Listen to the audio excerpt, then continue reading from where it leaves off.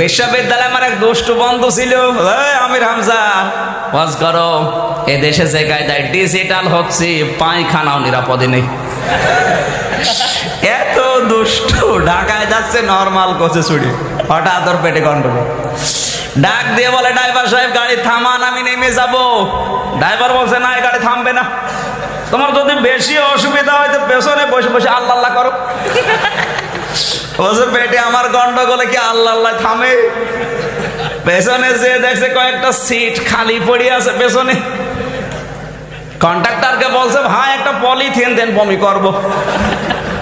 Polythene নিয়ে পেছনে যে ওই দুই সিটের মাঝে বসে ওই কাজ করিস। চিন্তা করছে আমার তো বদনাম হয়ে যাবে। পকেট থেকে একটা সাদা রুমাল বের করে 4 কোনা করে বেঁধে দিস। চিন্তা করছে, আমি তো নেমে যাবো হোটেল বিরতি দিলে, কিন্তু আমার তো বদনাম বের হবে। পেছনের জ্বালা না খুলে আস্তে করে ফেলে দেবে।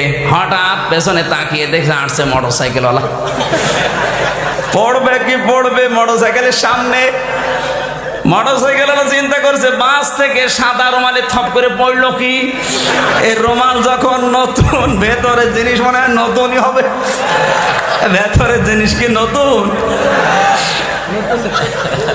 জানলা দিয়ে আমি তাকিয়ে দেখি লোকটা এদিকে ওদিকে তাকিয়ে তুলে নিল। ও বাড়ি যে টের পাবেন কোন নতুন জিনিস। এই জন্য আমারে বলছে, যে কায়দায় আমি ডিজিটাল হচ্ছি এদেশে এখন পায়খানা নিরাপদে নেই, তার বাস্তব হচ্ছে আমারটা। এই যে কিছুদিন আগে এই পঞ্চগড়ে তেতুলিয়াতে 4 বছরের তানিয়া নামে একটা মেয়েকে